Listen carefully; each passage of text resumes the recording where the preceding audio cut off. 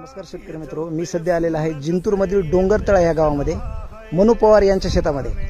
यांनी हळदीसाठी आपल्या तिरंगा जैविक कृषी केंद्रावरून ट्रीटमेंट घेतलेली आहे. तर त्यांना काय रिझल्ट आलेले ते आपण विचारू. राम राम. आपलं नाव सांगा. मनोहर पवार. आपल्या हळदीला लागवड करून किती दिवस झाले?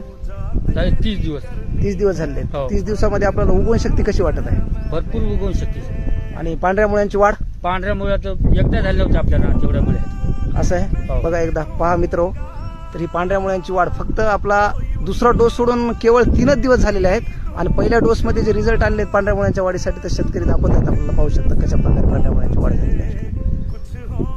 नमस्कार.